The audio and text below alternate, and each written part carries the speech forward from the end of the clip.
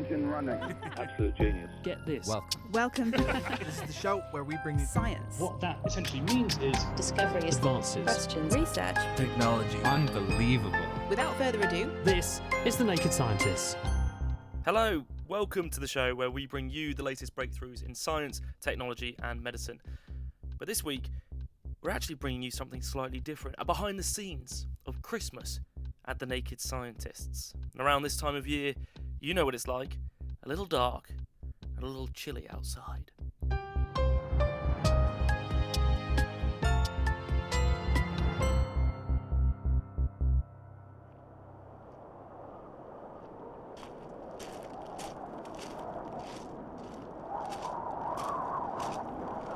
Crikey, it's freezing outside. I can't wait to see what the team has planned for Christmas this year.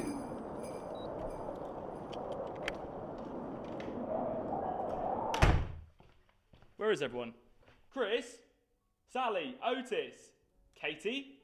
Julia? Trish? Huh, that's weird. What the heck? I really can't stay. Otis, it's cold outside. I've got to go away. But Otis, it's cold outside. What on earth is going on? Harry, we don't have any presents. It's okay for me though, Harry. All I want for Christmas is you. Oh, this is serious, Chris. Has anyone had a look outside round the back of the studio? What, you mean where the treetops glisten and children listen? No, I checked there earlier. Nothing. Has anyone seen or heard from Santa Claus recently? I saw Mummy kissing Santa Claus. he's not been active on What's Poland days. Oh, crikey. What do you think Christmas Day is going to be like without any presents? What, possibly everyone dancing merrily in the new old-fashioned way, perhaps? Chris! No, seriously, it's okay, everyone. I tore up your Christmas lists. You'll be sorry, Chris. How Rudolph of you. You're a rebel without a clause. Come on, what's with all the resting Grinch faces, team? I've got a much better idea. That's a Santa hat? Exactly. But wait, there's more. Do you see what I did there? This year, we're going to take part in a festive science experiment, what I'm calling Chris's Naked Scientist Secret Santa, or CNSSS for short. I think that name needs a bit of work. Well, quite possibly, but pop a Christmas-related science question you've never been able to answer before into the Christmas hat. Whoever gets it from the bunch has to figure out the answer for you. I see what you did there. That's a great idea. I told you, Snow. Well, don't just stand there. Come on, write your questions down. Let's get them in the hat. In they go. There we go. That's the lot. Right, let's go around the room and dish out these festive questions. Got mine. Yes, love at first sight. Nice. Finally. I'm so excited. And that leaves me with the question for, well, you'll have to hang around for a little bit and find out. Well, on that note, let's listen in and see what Chris is actually up to. Now, he has to answer Julia's question. Which is better for the environment, a fake Christmas tree or a real one? Hold on. I don't know about you, but it sure sounds to me like someone's rummaging through their decorations. Now, I have recently moved house. And one of the great virtues about moving house is that it makes you pack everything up nice and tidy in boxes. One of the disadvantages of moving house is that you then have to find out which box you put stuff in. And the box I'm looking for is the big box that's got my Christmas tree in it. And, aha, this is it. There we go. Now, the story of my Christmas tree, it's actually one I got about 20 years ago when I moved into a house that a previous person who had rented there left behind. And it was such a good Christmas tree, in such nice condition, that it seemed criminal not to use it. So I've hung on to it ever since, and it still looks pretty good. So I have had, for the last 20 years, a plastic Christmas tree. I also got the tinsel, so let's take some of that. And here's the baubles. Right, so the question is, my plastic tree or a real tree? I think I need to go and check out the opposition and find out what I'm up against.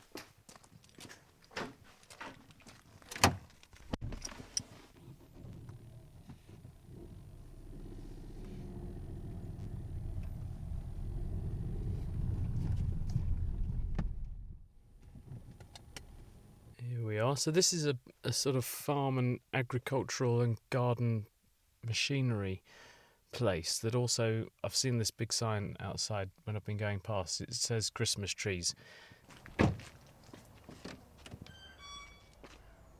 Hello? Are you flogging Christmas trees? Yeah, we're flogging the trees, yeah. You looking for one? Yeah. What can you show me? Yeah, we come outside and have a look. What's your name? I'm George. George, I'm making a radio programme. I hope you don't mind. This is to answer the question, what's best, a fake tree or a real one? Okay, yeah, go for it. Are you a fake tree or a real tree man? Oh, I've got to be a real tree. I've got these nice, beautiful Norfolk Christmas trees. Are these local then? These are grown in Norfolk, and they're the Nordman fir, so they don't drop the needles. The beautiful smell. Hang on, I'm going to give it a sniff. That is nice, actually. What's that, 6 foot, 8 foot? That's about an 8-foot tree, that one. And how much is that? That one's about £80. How much use will I get out of that? I mean, will that stay looking nice for a while, or do they? It'll be right through till you want to take it out after Christmas. And what do you do with it when it's end of life? Do you take them back? The local Young Farmers Club take them in and they'll recycle them, or you can just take them to your local recycling centre. Can I show you my tree? If you and then like. you can tell me what you think. Then we can make a valid comparison. Because you've shown me yours, I'm going to show you mine. Yeah, all Is right. it, got it in the car. That's it. What do you think of this? Well, what can you say? Are you not impressed? No, well, it's all that way, a bit plasticky and a bit. Well, it is a plastic tree. Yeah. I mean, yeah, I can't fault your analysis. I thought you were going to comment on the size. No, but size and everything. You said it. But, I mean, mine does have the tinsel. So I Yours suppose that's does. one bonus, isn't it? True. Yeah. True. But, I mean, something like that has been used for many, many years. Mm. And you pay for it once. Whereas if you buy a real tree, you have got to keep buying them year after year, haven't you? True, but it's some people like to have a real tree, and I'm in that camp. How many have you got? So if I do want to come back and get one, they are nice. How many have you got? We're down to our last 3. 3? Yeah, 3. We had 120 at the end of November when they came in, and they fly out the door. Is that normal? Is it a big year this year, or is that sort of par for the course? That's par for the course for us. Yeah, we just have 120 or so a year, and when they're gone, they're gone. Bit of fun at the end of the year. We're back home now, and just contemplating my plastic tree. I have a confession to make. I did end up buying George's tree in the end. He's dropping it off this weekend because it was very nice, I have to say, and I have never in all of my adult life actually ever owned a real one. So I felt the family deserved a bit of a treat. Now what that means is that I will own one of about 7 million real Christmas trees that are cut in the UK every year, most of them grown here too, and that is the wrinkle with fake trees, because the majority of those have travelled all the way here from China, and so they arrive with a much bigger carbon footprint than my locally grown one will have.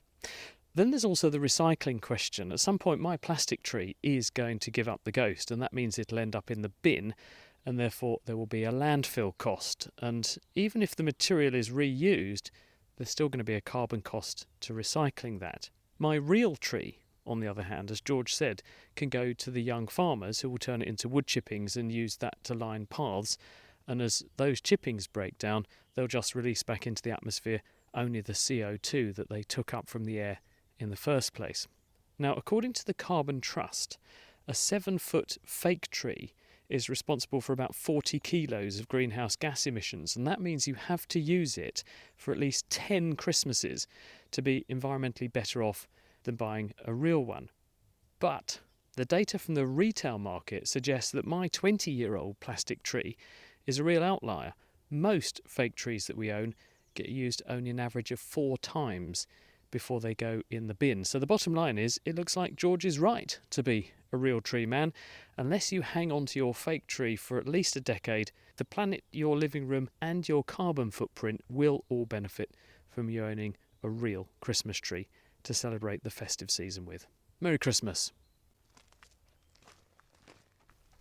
I think most of us sure love the smell of an authentic tree.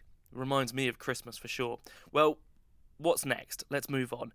Well, looks like Sally LePage is answering our content producer Otis's Secret Santa question.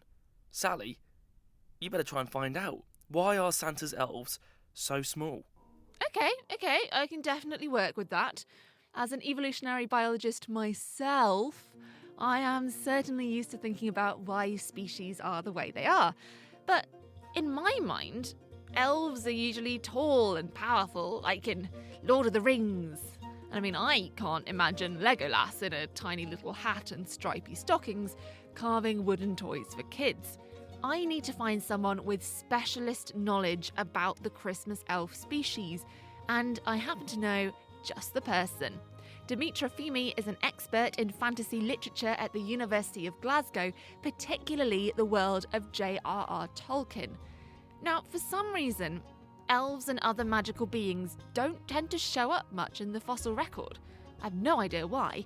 And so I asked Dimitra, where does most of our elfidence come from?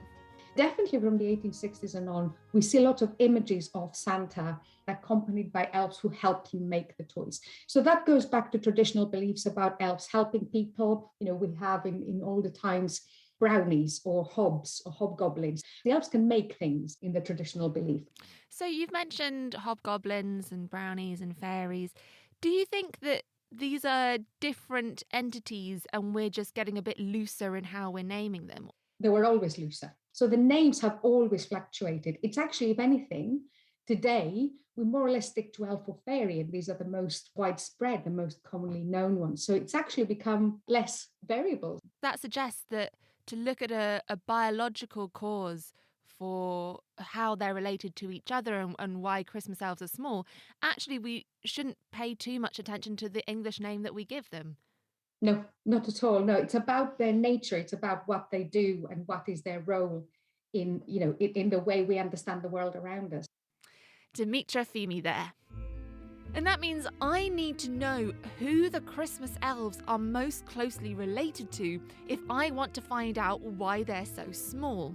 And who better to ask than a biologist who specialises in both evolutionary family trees and magical creatures, Dominic Evangelista, from, rather aptly, Adelphi University. I promise I am not making it up. And it turns out he has been tackling this very question. I collected all of this data about all of these different kinds of elves and other creatures which we hypothesized were closely related. This was information on their morphology, so how they look, information on their behavior, and we have one group in our tree that we call the true elves. These are where the elves from Lord of the Rings, like Elrond and Legolas, this is where they go. They're large, tall, very humanoid. We had another grouping, which we can call dwarves. And these are generally less humanoid. Dwarves, obviously, shorter than the true elves. And then we had a final grouping in our tree that we call the pixies. This is a new nomenclature. Anyway, in the pixies, these are small, but they have different kind of magical powers than either dwarves or elves. For our discussion, the most important grouping, the dwarves. Obviously, dwarves, we think of Snow White and the Seven Dwarves, but you've put Christmas elves in with the dwarves. Can you explain your reasoning behind that? Yeah, that's probably our most interesting finding here. When you think about it, it does make a lot of sense. You mentioned Snow White's Seven Dwarves, and I think there's a lot of similarities between Snow White's Seven Dwarves and Christmas elves. They're both very short. They're both kind of cheerful. Well, I guess some of them are cheerful. A few are grumpy. Yeah, that's true. At least one.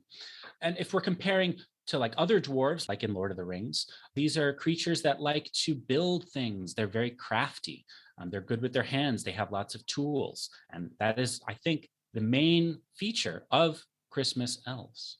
Did they come from an ancestral elf-like creature that was small and then stayed small? Or was the ancestral relative of all of these groups tall and Christmas elves have since evolved to be small? This is a good question. With the knowledge that we have presently, the answer to this question is not really known. It could go either way. Every species on Earth, including Christmas elves and the other magical creatures, they are products of both their ancestry and who they originated from, and products of their modern adaptations. So it's unclear yet if Christmas elves' form is more adaptive to their current conditions, or their form is inherited from their ancestor. Dominic Evangelista there. So the question remains, are Christmas elves small because they evolved from small dwarves and so it's all just chance? Or is there an adaptive advantage to being small? I figured elves are somewhat like humans, so I should speak to someone who has looked at how and why body size has changed in the various human species across the millennia. And that led me to Manuel Will from the University of Tübingen. There's one really cool thing that we could use also for the elves. It's the so-called hobbit from Flores. Of course. Homo floresiensis, right, from the island of Flores in Southeast Asia. And that one is really cool, not just because it's dubbed the Hobbit, which I like a lot, but also it only stood about a bit more than 1 meter. So these creatures lived on the earth around 100,000 years ago. That's already when our species Homo sapiens existed. Do you think that it's possible to know if Christmas elves just evolved from another dwarf-like creature that was small and so are small by chance? Or whether it was because of an adaptation? I think that's super difficult to disentangle because it's basically unknown. But I would venture for another kind of explanation. It is an adaptive explanation, which I think could explain the small body size in elves. And it's so-called island dwarfism. So again, we're talking about dwarfs here as well, but about islands.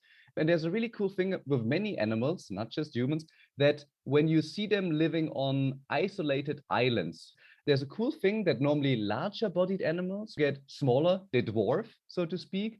That probably has to do with the fact that on these islands, it's much more difficult to get enough food to sustain large bodies. But also at the same time, there's less pressure of predators. So things that might kill and eat you yourself. Normally a good buffer against that is having a large body, but you don't even need it anymore. And funny enough, that's still the most parsimonious explanation for why Homo floresiensis is so small. Likely because it's an adaptation to the island living on Flores. So the real-life hobbits started off a little bit bigger and then became smaller as they evolved isolated on this island. Exactly, because the current idea about the family tree of Homo floresiensis is that Homo floresiensis is descendant of Homo erectus, which is much older and much larger. It's not definitely proven, but it's certainly my favorite hypothesis. And it could work for the elves. That is also a very isolated environment where they just maybe they don't get enough food from Santa, but certainly there's also no predator there for them, right? So maybe they just don't have to have big bodies. That was Manuel Will, and I think we've solved it. Comparing Christmas elves to Tolkien's elves turns out to be a red herring, and Santa's elves have actually evolved from dwarves, which explains why they're so good at crafting things. And so Father Christmas probably took a small group of dwarves to the North Pole, where they were then cut off from mixing with the other dwarf species, and over time they shrank in size due to island dwarfism. I hope that's cleared everything up for you, Otis, and all that remains is to have your elf a merry little Christmas. You might have cleared it up, Sally, but that's definitely going to take me a while to get over. From baffling British weather, the sideways spines of the vertebrae coming off here, to looking at a cheetah from the inside out, games making their way to the clinic, and what to eat in your garden. The Naked Scientists in Short podcasts bring you a top-up of short, compelling science stories. Listen and download for free at nakedscientist.com/short or subscribe to Naked Specials wherever you get your podcasts.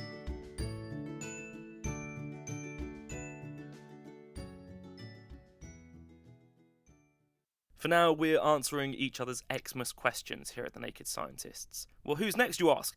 Let's check in on Katie King. Oh, wait. She's answering my question. Yippee!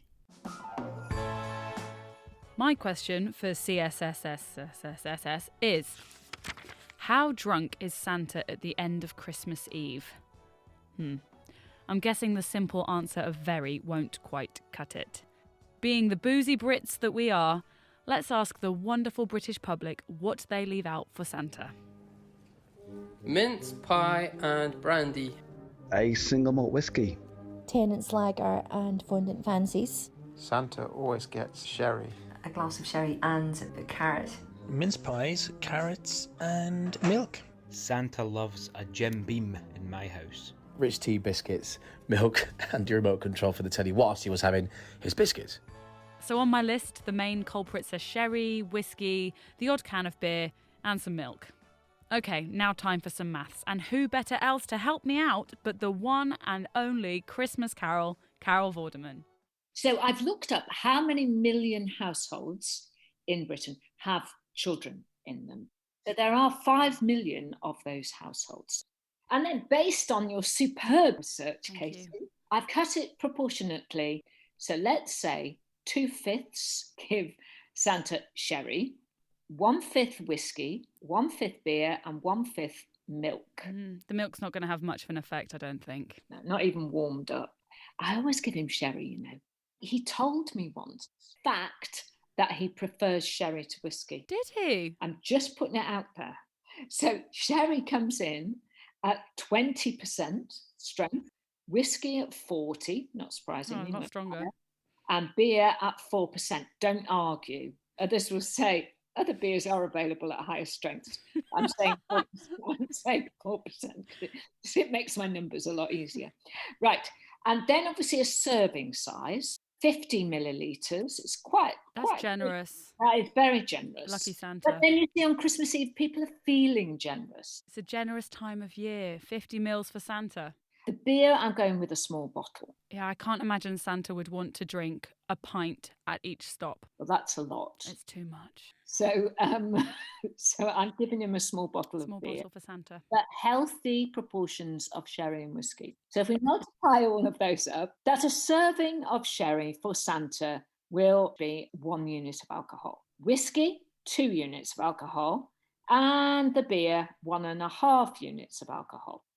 What we find is the total number of alcoholic units given to Santa in the form of sherry is 2 million units. 2 million? Yeah, 2 million. Wow. Whiskey, it's another 2 million units. Oh, boom. And the beer, 1.5 million units. So let's add them all up. 2 plus 2 plus 1.5 is 5.5 million units of alcohol given to Santa on Christmas Eve, just when he arrives and then leaves Britain. Thanks for your help, Carol. I can't believe Santa is drinking a whopping 5.5 million units of alcohol from the UK alone. Let's hope the milk is enough to line that stomach. Not so sure. But what I really want to know is what is happening chemically when Santa is drinking alcohol. David Nutcracker from Imperial College London is going to tell us a bit more. Well, the first thing he gets is a taste and a smell. And then the alcohol flows down through his mouth and in his esophagus into his stomach, gets absorbed into the blood, and then goes into the liver. And in the liver, alcohol is broken down to something called acetaldehyde. And that then flows around the body and causes the redness that Santa's famous for in his cheeks. Let's be fair, red cheeks isn't the first thing that comes to mind when I think about the effects of alcohol.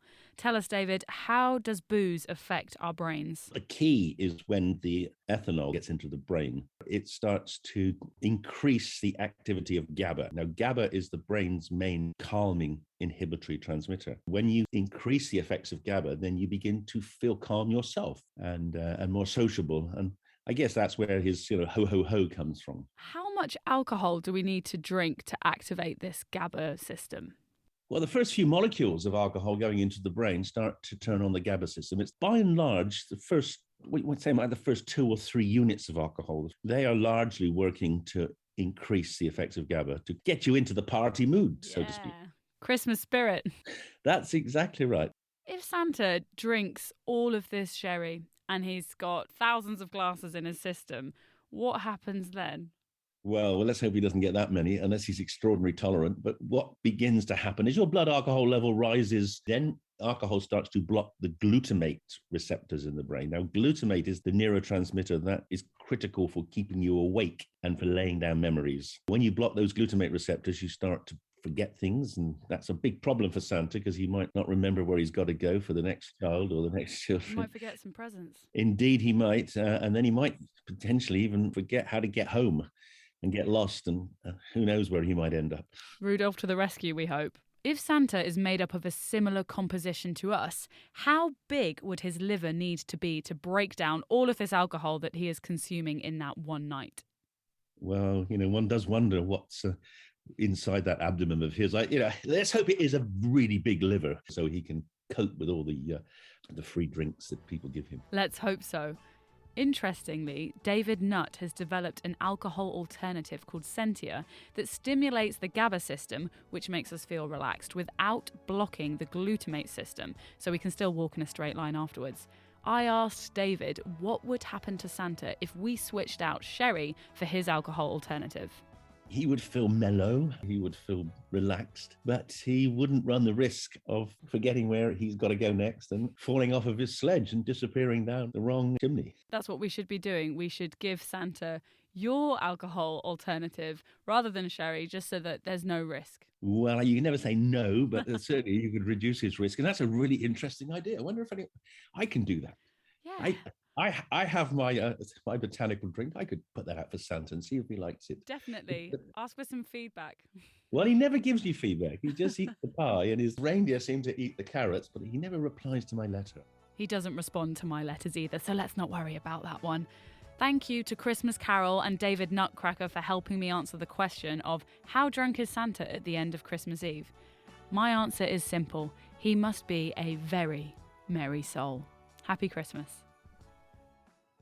Thanks, Katie, although I think you better get a Christmas Carol back on the line, and this time, Vorderman, I expect no skimping on the alcoholic percentages. Please do remember that any drinking habits or feats on Christmas Eve carried out by Santa are not to be attempted at home, although I do know that a few of you on the naughty list might give it a good go. Right, let's see what Trisha Smith is up to. If I remember rightly, she is answering Sally's question. How do you make the perfect snowball? Are we still talking about booze? I visited the Scott Polar Research Institute at the University of Cambridge to find out what makes snow stick. Snow is a mixture of ice in the form of pretty small crystals and air, and nearly always some liquid water as well. Does snow always have a little bit of water in it, or can it sometimes exist without water? This is not completely known at the moment, I think, but what we suspect is true is that there is always a tiny bit of liquid water in snow. If the temperature of the snow is not too far below 0 Celsius, say down to minus 5, minus 10, then there can be a noticeable amount of water, maybe 1%. So why is it that some snow will pack down when I squeeze it and some won't? The main difference between kinds of snow that will compress into a nice snowball, the kind that you can throw satisfactorily, and the kind that doesn't, that just stays as powder and falls apart again, is really its temperature. The powdery stuff is too cold. What you want to happen when you make a snowball is that you want to weld the ice crystals together. And the way you do that is you apply some pressure to the snowball, you squeeze it with your hands. Ice is unusual as a material in that when you apply pressure to it, its melting point actually decreases. So it melts a little bit when you squeeze it, and the water then refreezes when you take the pressure off, so when you stop squeezing the snowball. But now what you've got is ice crystals that have been welded to each other by more ice. So the thing becomes mechanically stronger than it was. So it's a little bit denser and quite a lot stronger, so it won't fall apart immediately. When I was at university, I was showed an experiment where they hung a metal wire on a cube of ice and they hung weights off each end. And what happened was the wire passed through the block of ice, but it didn't leave a gap. There was ice left behind as well. So can you explain that experiment to me? That experiment is usually called regelation. That just means refreezing. And it's really a good model of what happens when you make a snowball. The weighted wire is applying pressure to the ice, and that succeeds in melting the ice. But above the wire, the pressure is lower again. So the water refreezes to ice. So what happens is that there is a little area of melted ice below the wire, but reformed ice above the wire. So the wire just travels down through the ice, refreezing behind it as it goes, and then eventually the wire drops out at the bottom, but the ice hasn't been cut into two. One of the interesting properties of snow, or of water and ice, is that ice floats on water. So are those things related? Yes, these things are related. What happens in ice is that the water molecules, the H2O molecules, they arrange themselves in a very specific way. The forces between the molecules are very strong, so they have a very fixed idea about how to arrange themselves, and it's actually quite open. If you melt it into water, the average distance between the molecules actually decreases, so water is more dense than ice, and that's the reason why ice floats in water. And it's also the reason why the melting point of ice decreases when you squeeze it, because you're trying to force it into a smaller volume, and it can do that by turning into water. Where in the world would we find snow that is the best for making snowballs? It would need to be somewhere not too cold, so I wouldn't go to the middle of Antarctica to have a snowball fight. I think we just find powder snow there. I think you'd want to be somewhere on the edges of regions that tended to get a lot of snow, edges of mountain ranges, fringes of cold regions. Who'd have thought a snowball fight in Antarctica might not be the best idea? Well, just to be sure, I reached out to my friend who's in Antarctica right now. She agreed to go outside, make a snowball, and let us know how it went. My name's Becky Dell, and I'm a glaciologist working at the University of Cambridge. Currently, I'm in Antarctica, on Alexander Island, living in Fossil Bluff Hut, working on Georgia 6 ice shelf. Luckily, it was pretty snowy this morning, so the snow is now fairly wet and malleable. However, a couple of days ago, it was much drier here, and it was almost too powdery to form a snowball. I'm going to try and make a snowball now, and I'll talk you through what happens. I'm not going to lie, the snow is actually pretty tough. It's formed a ball pretty quickly, but it's a fairly angular, jagged ball, and I'm having to apply quite a lot of pressure. So rather than a ball, I'd call this a cube. I've made a snow cube. No one to throw it at, though, because they're all inside having a cup of coffee, so I'm going to go and join them. I'm not sure I'd want to be hit by a snow cube. Sounds painful. So, there you have it. Leave the skiing for the mountaintops, because the snow in the valley is much more likely to weld together into the perfect snowball. Before I left, Gareth had one more very important piece of advice for me. The very best snow for a snowball is the snow that's right next to you, because that's when you want to make a snowball. So if it snows in your garden, use that snow. Definitely a point well made, Gareth. Much has changed for business owners, managers, and staff recently. But with over 30 years' experience in telecommunications, award-winning independent company Spitfire have the expertise to make sure you stay ahead and can keep on innovating. Whether it's connectivity, MPLS networks, firewalls, or phone systems, Spitfire can help.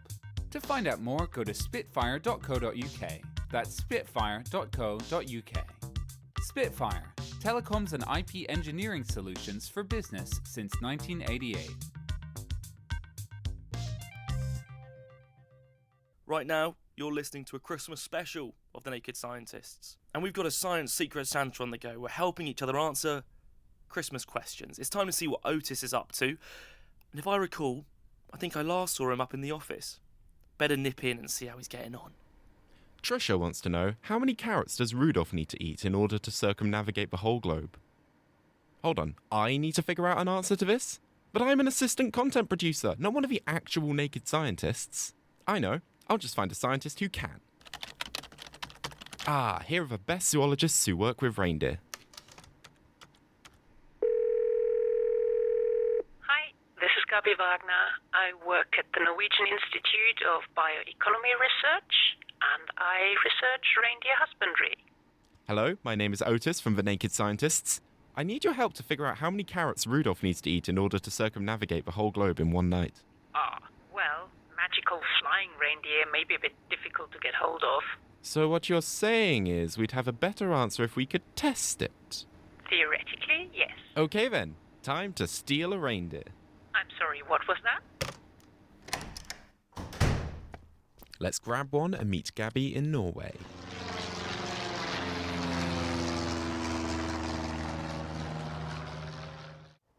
I hope it won't be too long.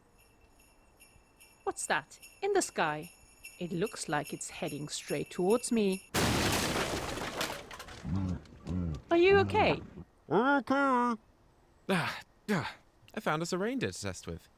Apparently he's owned by Vixen. That's what it says on the name tag.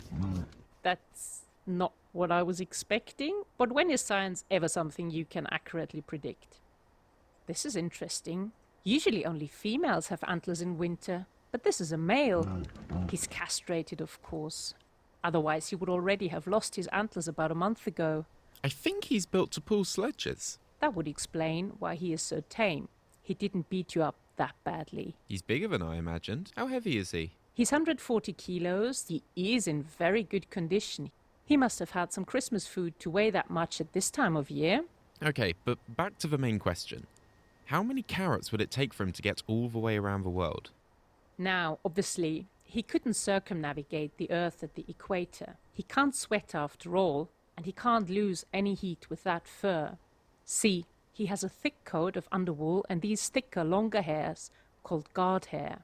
Not only can he trap air between the hair of his coat, but each one of the guard hairs is hollow in addition.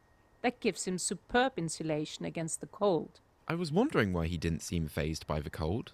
Minus 40 degrees Celsius is no problem, but anything above, say, 25 degrees Celsius would be a challenge, and he'd have to massively increase his metabolic rate to get rid of the heat. Is that the only feature they have to survive cold temperatures? Reindeer have special noses which they use to save energy. They have scrolled structures in their noses, a bit like a heat pump, and they can use the extra surface to warm up the cold outside air in winter. When it's too hot, or when they work hard, they have to pant like dogs. We couldn't get him to walk anywhere along the equator. He'd die of heat stroke. So does that mean they're mostly situated in colder countries? You can find them in Scandinavia, Russia, Siberia, Northern America and Greenland. You can even find them in Iceland and Scotland. That's a lot of places. Did they just walk there? Walking on frozen ground or snow is of course no problem. Their feet act like snowshoes. That's why they're so good at pulling sledges. They can also use their hooves like chisels to dig for food under the snow. Most importantly for us, their feet can also act as paddles. Reindeer are very powerful swimmers. The hollow hair of their fur acts also like a built-in buoyancy aid. That means rivers and fjords are not a problem along the route. The oceans, however, are, so we just have to assume he could take a terrestrial route for our calculations. On the flight over here, the reindeer was galloping in the air, so it stands to reason that it will require the same amount of energy. They have been documented to walk up to 5,500 kilometers or 3,410 miles in a year. Now, on Christmas food, say, that's special reindeer pellets for you, with about 11,000 kilojoules of digestible energy per kilo food, our big boy here, working hard, he would need about 5 kilos of food a day. He is, after all, a ruminant who needs a lot of rest to digest his food. At an average walking distance of about 25 kilometers or 15 miles a day, he would need about 640 days to circumnavigate the Arctic Circle. To cover the caloric needs with only about 1,700 kilojoules in a kilo of carrots, we need about 20.4 tons of carrots. Right, so let's scale that up. If we base our calculations off the fact that the Earth is 40,075 kilometers in circumference, and that Santa would need to travel across the sea from country to country, I've estimated that the distance Rudolph would need to travel to be 160,000 kilometers. Of course, this doesn't factor in the distance between each street in each city. But based off this, how many carrots would a reindeer need to eat? If this reindeer was to circumnavigate the whole globe, he'd need 204 tons of carrots, or 4,080,000 carrots. I hate to break the news to you, but reindeer don't eat carrots. He can't bite the carrots, he hasn't got the teeth for that. But Tradition states you leave a carrot for the reindeer. I can't believe I stole this reindeer for nothing. You stole the reindeer? How? And from where? Oh, I just found one in the North Pole. It was standing next to this rather large man with a white beard dressed in red. So it was you who stole my poor reindeer. Wait, no, please, it was all in the name of science, I swear. I'm going to put you in a ho-ho holding cell. No! Ho-ho-ho! I'm not really sure what to say. We actually really need Otis for cutting and gluing our audio together. I should probably get in touch with Chris. Well, look, whilst I try and sort this out, why don't you hear how I attempted to answer Katie's question? She wanted to know, why is it so hard to make a Christmas hit? I started off by reaching out to Professor of Psychology at Goldsmiths, Daniel Mullensiefen. Oh, Otis, you've really gone and done it this time, mate. I would wonder whether you could answer this question empirically, so with science and empirical evidence. So one thing that you would have to do is define a Christmas song or a Christmas hit, as you put it as well. Does it need to be commercially successful? And you want to measure that by its position in the charts or the revenue it generates during a certain period? Then the second question is, does Elton John or Ed Sheeran, does that qualify as potential music for a Christmas hit just because it's released at the end of November? Or do you really mean Christmas music in terms of it has a Christmas theme? Looks like I'm going to need a hand. Luckily, Ian Cross, Emeritus Professor of Music and Science at Cambridge University, agreed to meet me at West Road Concert Hall to iron out the creases. Good you could operationalise as effective in removing money from people's wallets. What it is that does that, what it is about a song that does that, is a variety of things. It's the structure of the song, but it's also what it's up against, what competition it's up against. New Christmas songs have a real problem because they're up against an intense amount of competition from the songs that are trotted out year after year after year and flourish for the Christmas period. And competition is further exacerbated by the length of the festive period. A summer hit can be popular in the Northern Hemisphere during, say, June and September. And the same song can be a summer hit and popular in the Southern Hemisphere in other months. So this is different to Christmas, which means that you have a lot of competition in these, say, 6 or 7 weeks around Christmas. And that's not all. So in this country, it's getting dark, it's getting miserable, and it turns out that when it gets dark and miserable, we tend to prefer music that is not very arousing, often calm or melancholic. On the other hand, as it gets lighter, we tend to prefer music that is more arousing, more urgent, more intense. Now, Christmas is happening at the same time across the globe. So here it's getting cold and miserable. In Australia, it's doing the opposite. It's getting sunny. Admittedly, it is bizarre to have Christmas on the beach in the 18-hour day sunshine. This is something you've tried and tested? It is. It's very odd, yes. But the same music is likely to pervade the environment.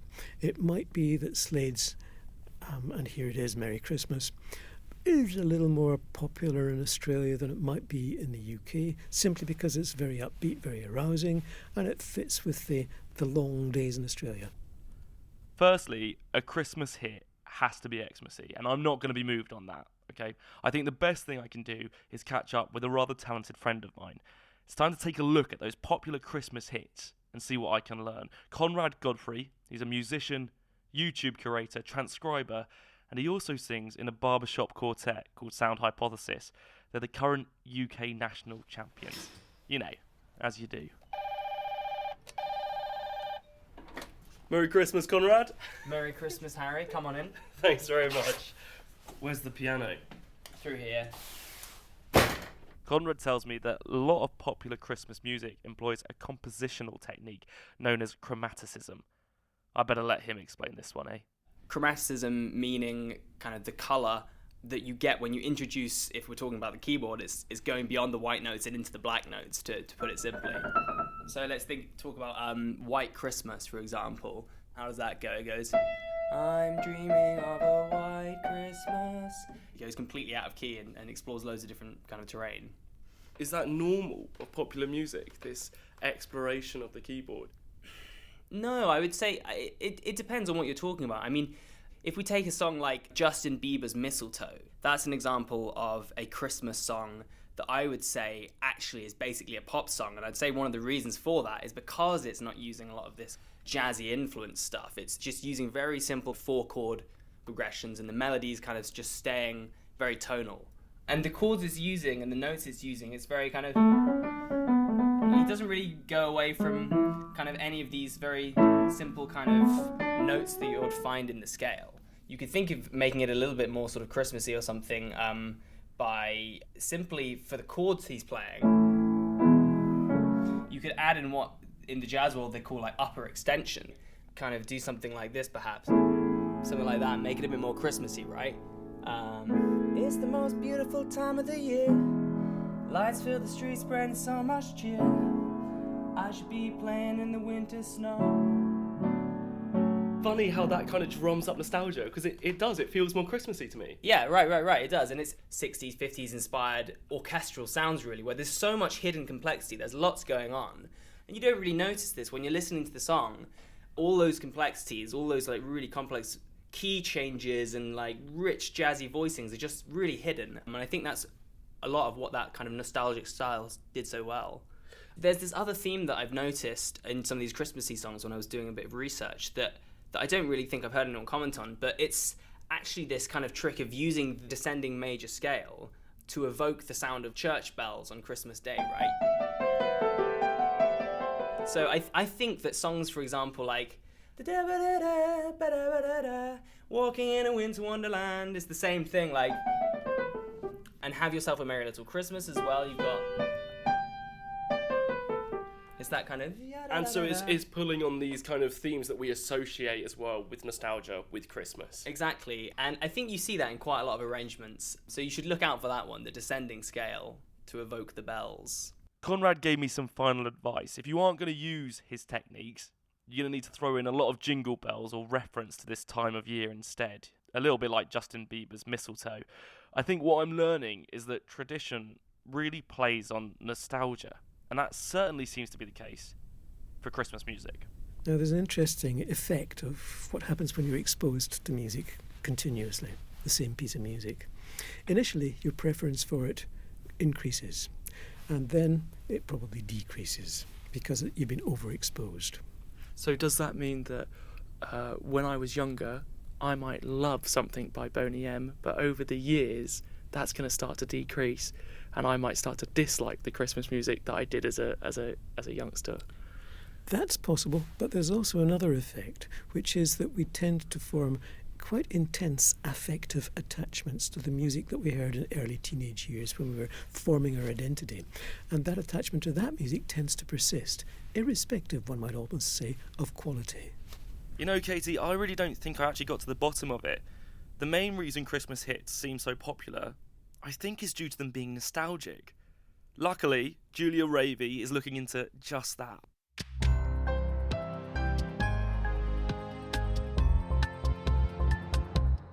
Right now, you're listening to a Christmas special of The Naked Scientists. Julia is trying to find out why Chris feels nostalgic around this time of year.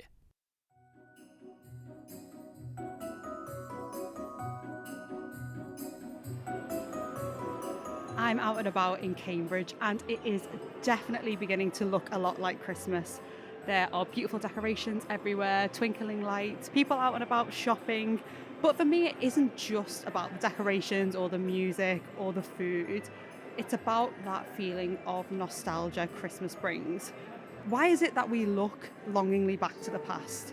I'm hoping nostalgia psychologist Jacob Jewell can help me understand more about what this feeling is. So if you look nostalgia up in the dictionary, it's going to say that nostalgia is a sentimental longing and wistful affection for the past. When people are nostalgic, they tend to reflect fondly on aspects of the past. They tend to reflect on certain time periods like high school or primary school or college or university or young adulthood.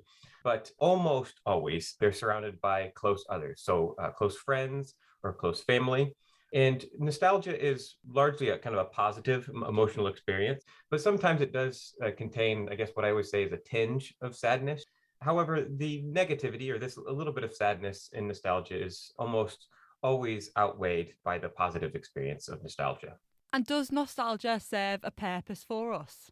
From a psychological perspective, yeah, it does serve a purpose for us. So some things that often trigger nostalgia is negative experiences. So one big trigger of nostalgia is feeling lonely. So when people are alone, they don't have a close sense of support, at least immediately with them, they tend to feel nostalgic in response to this.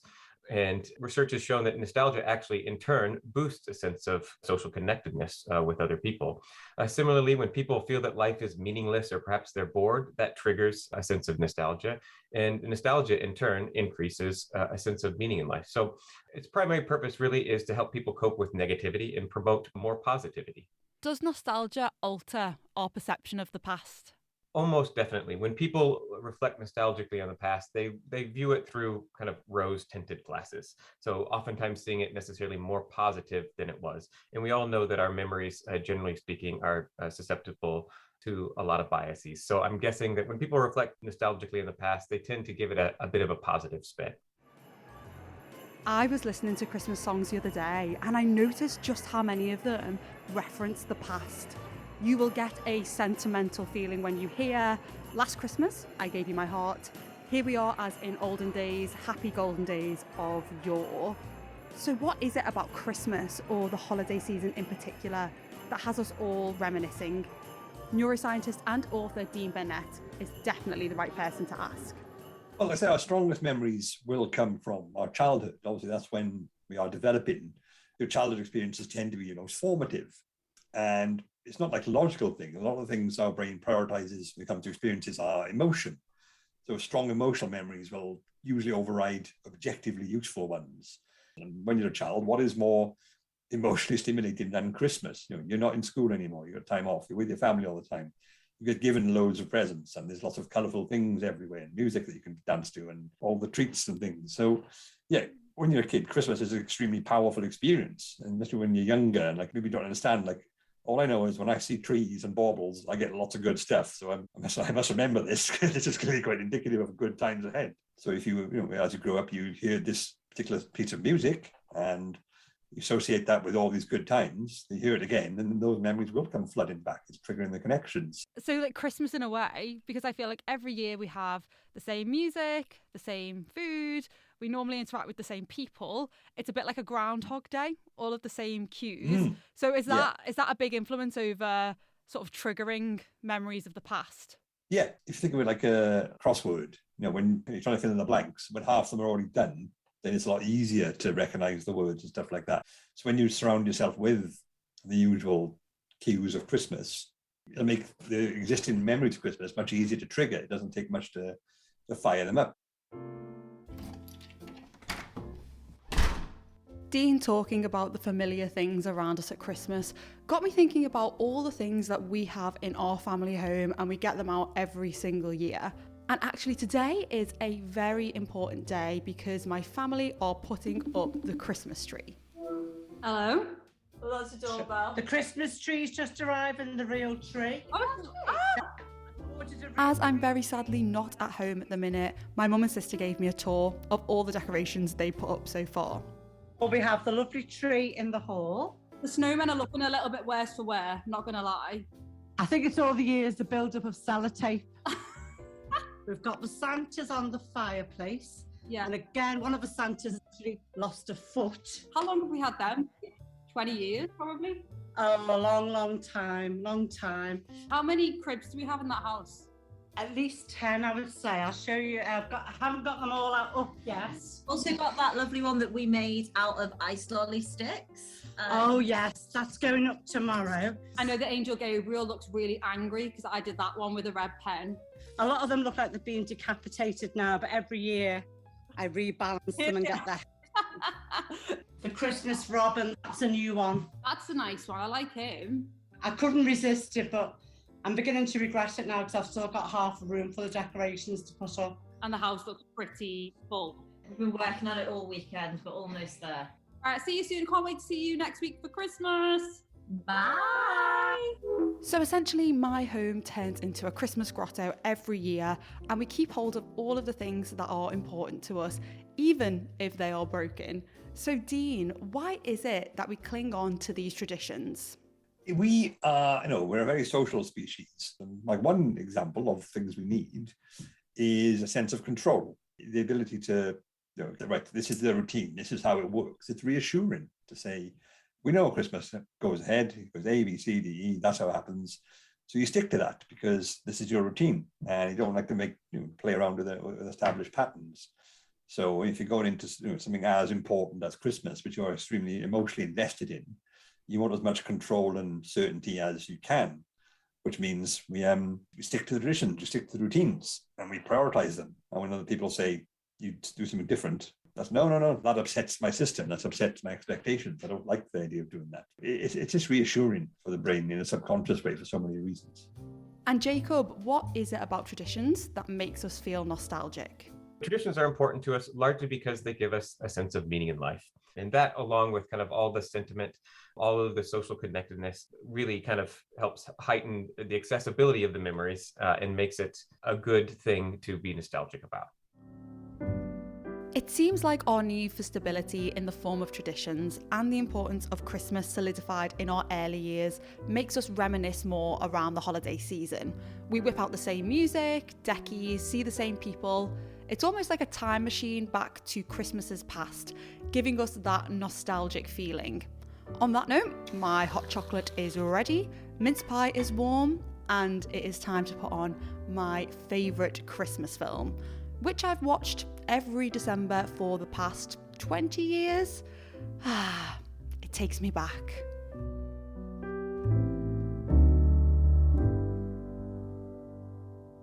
And that's the lot. Let's check back in and see what the rest of the team thought of Chris's Naked Scientist Secret Santa. What a great Christmas present. Thanks, Otis. But I'm not sure I'll be able to look at a carrot the same way again. There's no way it can be too cold for a snowball fight. I'm going to have to change my Christmas tree next year. Yeah, okay, Chris. That was a pretty great Christmas present. I know. I do deserve a round of Santa Applause. I guess some things do never change at the Naked Scientist. A little more eggnog, Katie? Yeah, go on then, Julia. Hey, whilst we're at it, let's take a quick Elfie to remember it all. Well, it's been a year of ups and downs, but we have tried to stay with you every step of the way, keeping you up to date with the latest in science, medicine and engineering. Now, we're not back now until 2022, but we'll be there bright and early to see you on the other side of New Year. And in the meantime, if you have a science question that you can't answer by yourself, why not drop us a line to chris@thenakedscientist.com, or you can join us on our forum at thenakedscientist.com/forum. The only thing that remains to be said now really is thank you very much for listening, and from all of us here at The Naked Scientist, a very Merry Christmas. Merry Christmas! The Naked Scientist comes to you from the University of Cambridge's Institute of Continuing Education. It's supported by Rolls-Royce. I'm Harry Lewis. Thanks for listening, and until next year, goodbye.